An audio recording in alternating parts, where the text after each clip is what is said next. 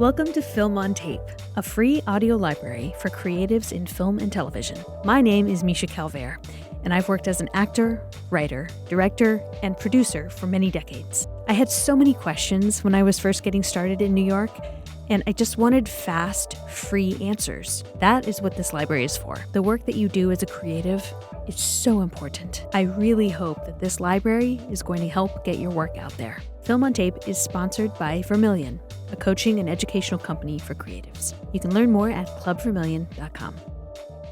Last week we covered how to make casting love you and looked at what a day in the life of a casting director might look like, some of the things that they might be dealing with. And this week, I'm going to give you the top 10 things that when I'm casting something that I love to see in an actor. And the top 10 things that I really don't like to see in casting. So these are kind of companion episodes, and there was just so much information in last week's episode that I wanted to break it up so you could fully digest some of the framings and different ways of looking at poor casting directors and what they have to deal with. And then this week, very practical advice and 2 very practical lists of what to do and what not to do when interacting with casting directors. And now, of course, I do have a lot of experience casting my own work. I've also worked with casting directors, hired them to cast my films, working with one right now on a film that I'm directing. So that's the point of view that I'm employing when I'm having these conversations with you. And, I've been doing this 20 years. 20 years ago, my first job in New York was working at Tulsi Casting as an intern, a full-time 40-plus hour a week intern. So my thoughts on this, they've had a long time to bake in the oven, and they're pretty strong at this point. But the lists that I'm going to give you today are extremely personal to me and extremely unique to me. I'm not saying that everyone feels like this, although I know for a fact that many casting directors have said these same things that I'm about to say to you right now. All right, let's get into these lists. The top 10 things that I love to see in an actor when they walk into audition for me. Number 1, they have no visible insecurity. They are executing the material in a friendly, relaxed, confident way, but they're also extremely focused when I call action. Now, the reason is when an actor walks in, I am full focus on the material, on who they are, on their energy, and on what they're going to bring as an actor with their craft. And if they're insecure, or if they're checked out, or they're not really paying attention, that takes away from my experience of their work. I don't want to be thinking about their insecurity. I want to be thinking about the job that they're going to do. I want to be full, like I'm in a theater, eating popcorn, just so mesmerized by what they're doing. I want to go all in on what they have prepared, and I don't want to even think about any of the doubts or negative voices that might be coming up for them. Is it natural to have doubts and insecurities? Yeah, of course. I'm an artist. I fully understand that. But that's why I say visible insecurity. So you could be feeling afraid or anxious or sweating through your shirt, whatever. But I don't want to see, your emotional state coming through on your face or your body. It's fine if I see you sweating. That's not what I'm saying. But if you're letting it affect your performance, that's going to get in the way of me and your performance. The second thing that I love in an actor is range, especially between takes. If you're able to show me from take 1 to take 2, sometimes take 3 or 4 in an audition, that you can do a lot of different things with the same material, that's going to show me that you've prepared it what I would call correctly, where you're not setting delivery when you're working on it at home and you're prepping the scene to take it in. You are only setting the given circumstances, and there's no one right way to do it. There's not even your one right way to do it. You might have preferences, but anytime an actor sort of gives me very slight variations on the same exact read is because they've decided that there's only one right way to do it. Who says it's right? Who says it's right? Who says it's wrong? God? Martin Scorsese? who is dictating right or wrong? There is no right or wrong. And what so many casting directors will tell you again and again, not even the director knows what they're looking for. Now, I'm pretty specific, and sometimes I do have a very specific idea of what I'm looking for, but I'm also open to being wrong. I don't necessarily know that there's a right or a wrong way. I might have a clear idea, but someone walks in and they show me something that blows my idea of how it should be done away. It just blows it away because they're dialed into their truth. And usually the full truth of a talented and committed performer is going to outdo anything that I have in my imagination. Because my imagination's a brain, you know? It's like an organ in my skull. And an actor is a real, fully dimensional, whole human being with the full faculties and full emotion. So I always prefer somebody show me a beautiful three-dimensional performance that can supersede any idea I might have of, quote, how it should be played. And that's even speaking as a writer-director. I am so excited to tell you that I'm launching a brand new slate of classes that are incredibly helpful on my website. Some of the classes include on-camera acting technique and how to self-produce your own film, actor self-care, which is something that nobody talks about, and how to write a feature film in 10 days, which I'm going to teach you how I did it and how you can do it too. And believe me when I say I poured my heart into these courses. Go to clubvermillion.com. I am so excited about this website. I can't wait to work with you.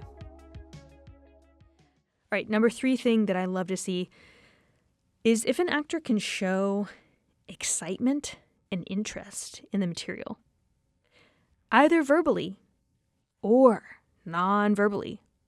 You don't need to be like, oh my God, I love this script. It's just brilliant. You're brilliant. You're amazing. You're perfect. Like, they don't need to get all like, you know, really obsequious about it or flooding me with compliments. It can be nonverbal, like as long as it's authentic. If they're like doing the scene or about to do the scene, they're like, oh, yeah, that's really funny. Like, it could be literally muttering to themselves or just a little chuckle. But if I can see, if they allow me to see that they're enjoying the material, that makes me feel like, oh, good, okay, this actor is the right audience for this show or this film. If they would watch this show, then that makes me trust more that they're going to get it and that they might get the pages that they haven't read and that I won't need to explain it to them. If they love this material, that makes me feel more like they belong in this world. Now, that may or may not be true, but it just, you know, it's a human reaction that I have. And especially if I'm the writer and they, you know, they love the writing, I'm like, oh, yeah, you get it, right? It's natural. Number 4, I love it when people make me laugh. I do. I love laughing, and I love when someone can actually surprise me. I might have a surprise fetish where if someone can just like genuinely like startle me with a joke that I didn't expect to hit me in whatever setting, like, great. I love that. And especially, I really love if someone's funnier than me. I just love it. I love it so much. I just want to like surround myself with those people like they're stuffed animals and just like my little safety bubble of funny people. So I try and keep actors around that I know are funnier than me and that I can like, sometimes I actually write material for them because I just think it's such a gift to be able to make people genuinely laugh. Number 5 thing that I love to see in an audition is when an actor uplifts the room. So when they're emotionally or energetically generous. And when they come in and they feel more like a friend or an equal and they're just giving. They're giving of themselves. They don't need anything in return. They're just there to do incredible work and like give to the room and then leave. And then that's it. Like, they're on with their life. We're not interacting anymore after that. I find that that's rare for an actor to be truly generous in the room and then leave and it's over. Usually it's like, not that. But it really stands out when someone can do that. Number 6, I love it when an actor's on time prepared, On time, prepared. That's it. I don't need to say more, right? On time and prepared for the audition. Number 7, if someone can pull off what feels like a one-person show. So, yeah, there's a reader. Like, it's not a monologue. There's a scene, right? They're listening to the reader, all that's happening, but they don't need anything else to be complete. They've figured out how they want to do their business, on screen or off. They've got any props that they might need. Their costume is where they want it to be. The hair makeup is where they want it to be if they're doing that. And imagination-wise, they've built the room. Everything is constructed. It's like a little one-person show that I can watch, like a film without any of the production value. And that's really comforting to me because it shows me that they know what they're doing and they understand the material and they've taken care of everything. I don't need to worry about anything being missing. It's all there for me. Number 8, I love it when someone has clearly read or researched enough to be able to effortlessly land in the world of this show or this film. When they just get it. They either know the material ahead of time or they ask to read the full script so they get it. I don't need to explain it. It's like almost if you haven't done that research, no amount of explaining in the room, like on the day, will be enough to tell someone about this world. Like you kind of either need to have done the research already or not. Number 9, if they've seen any of my previous work and they're complimentary, I really like it. Again, I'm a human being. And as a writer-director, an indie writer-director, like most people have not seen my work. So if you take the time to watch, one episode of All Hail Beth, 10 minutes, or an episode of Strut, 3 minutes, before you come in to audition for me, then those are both free to watch. I'm really touched. And if you I can tell that you genuinely liked it. You're not just blowing smoke, right? Like you watched it and you liked it. That means so much to me. And it also shows me that you're likely to resonate with this material, whatever I'm casting. Because if you like my previous work with my voice, you're probably going to like my voice as it is translated into this current project. So I think of it as like a sign of good creative chemistry. And I also just, on a very human level, I like when people like my work. So, number 10 thing that I love is when an actor's off book. Now, if you are B-list or above, you don't really need to be off book. I mean, it would be great. It's a sign of respect. But I think very few A-listers get off book when they audition, if they even are auditioning. If you're still rising up through the ranks of acting and auditioning, you need to be off book. Why? Because you just haven't really arrived yet to be able to throw your weight around like that. Like, people aren't necessarily going to trust that you are going to be a professional when you get on set. Why? Because they don't know you. And you haven't established that you're able to deliver as a professional. So getting off book is a sign that you are going to be a professional on the day. Because I've hired people who, they were kind of shaky in the audition on their lines. And then they got to set and they weren't off book. And it was disruptive when we were filming. I saw this thing with Tom Holland the other day where he would memorize his lines during his makeup for, I think it was Spider-Man. And that would be the only time that he would spend memorizing.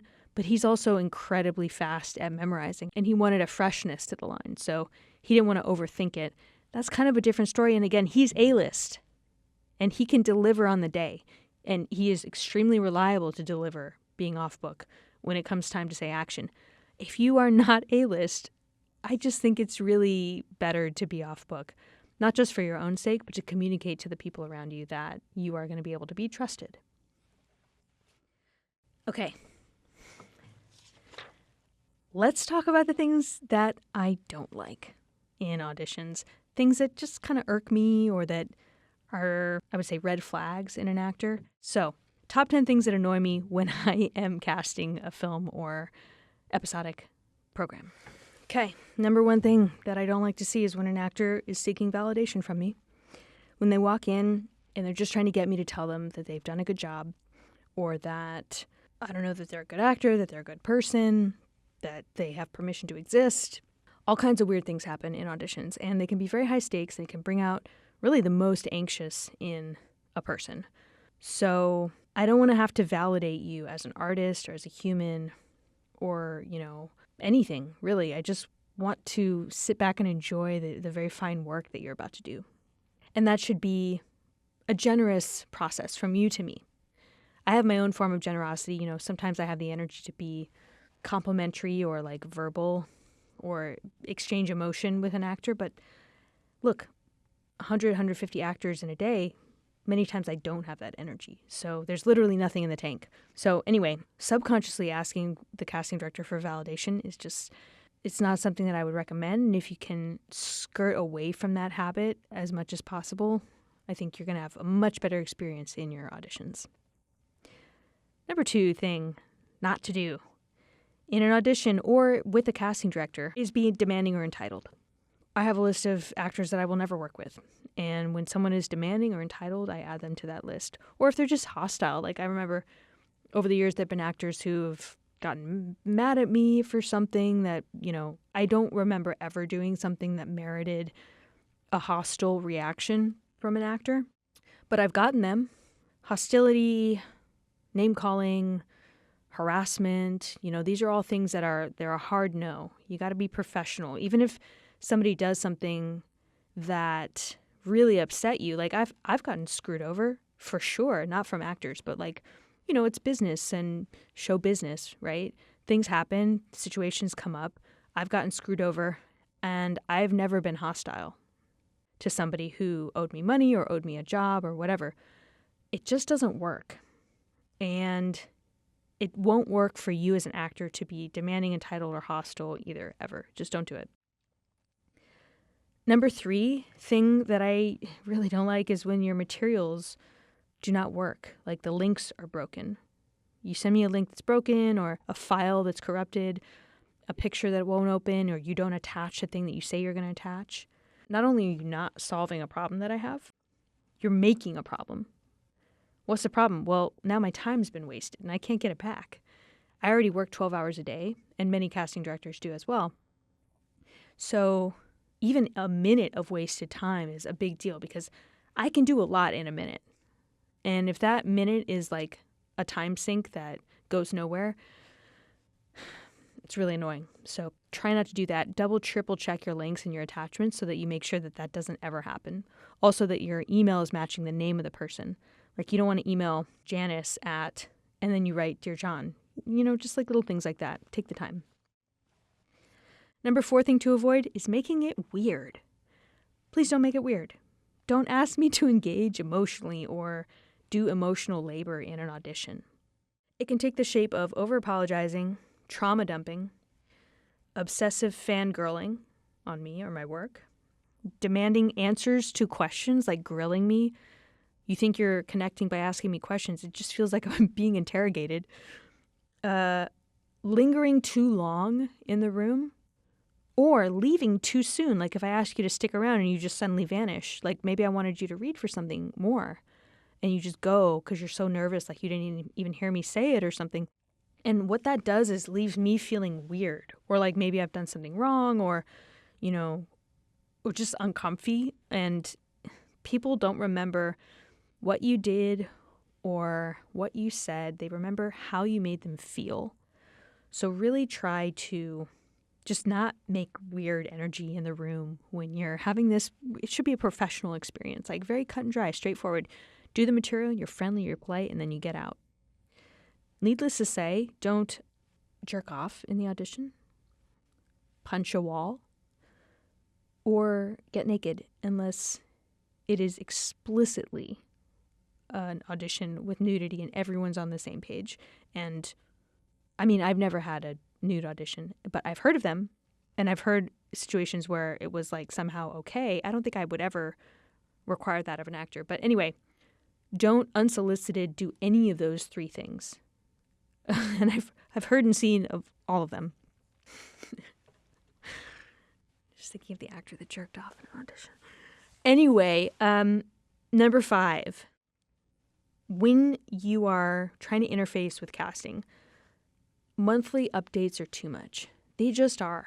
There's no way that you have enough going on that's like that fascinating that you need to be telling someone about it monthly.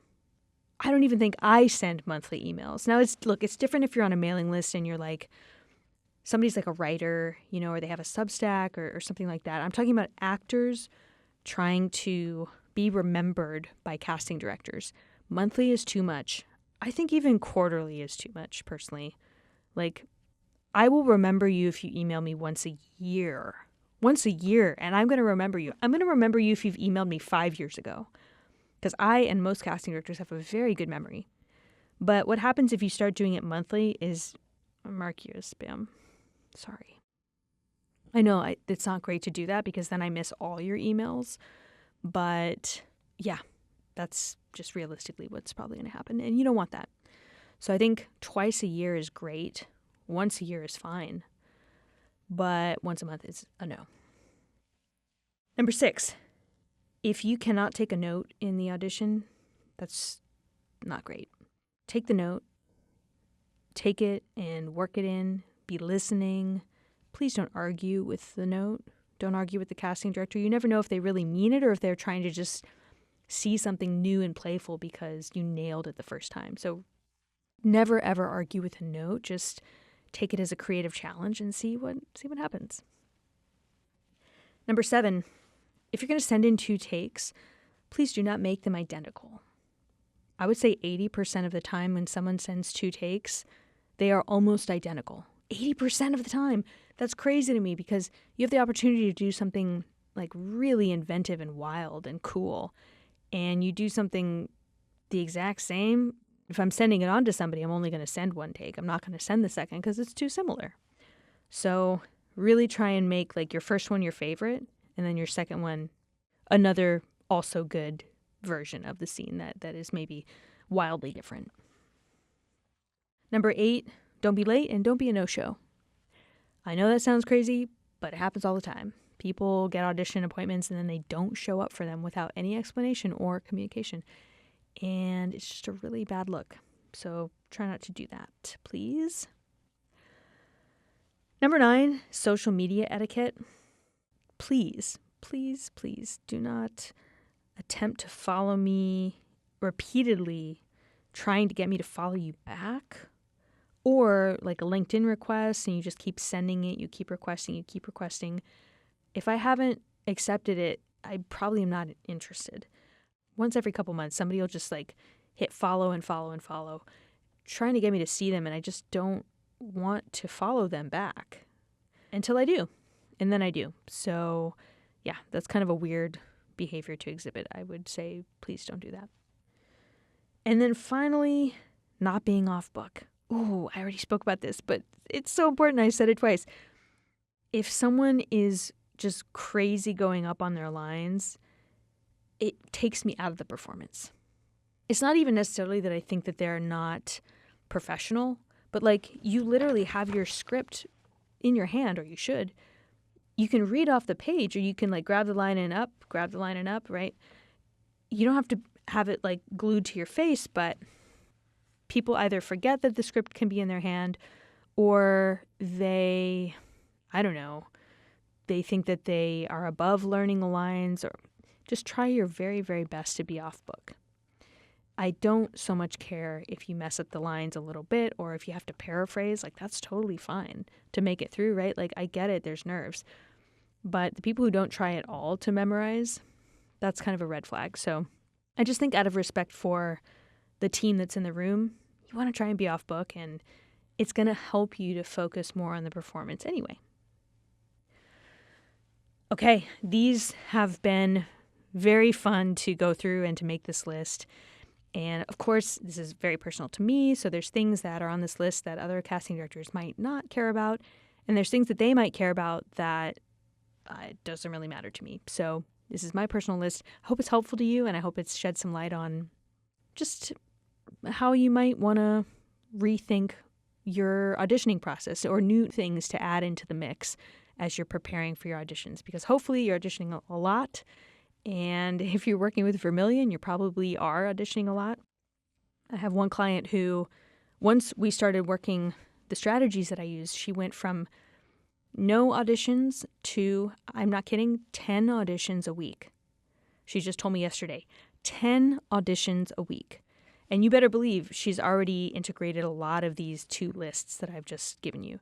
She was already pretty good about how she presented herself in auditions, but now she's like, chef's kiss. So if you want to discuss more with me on how to get to 10 auditions a week yourself, you can always book a free call with me, and I will be so happy to discuss. Thanks so much for listening. This has been really fun, and I'll see you next week. Thank you so much for listening to Film on Tape. If you like the way that I approach the industry, check out our other classes, consulting, and mentorship at clubvermilion.com. Vermilion is a home for artists and those looking to expand creatively. Whether you're an actor, a film professional, an entrepreneur, or a CEO, we'll help you find your voice and hone your skills to thrive in any market at any scale. You can schedule a free phone consultation at clubvermilion.com.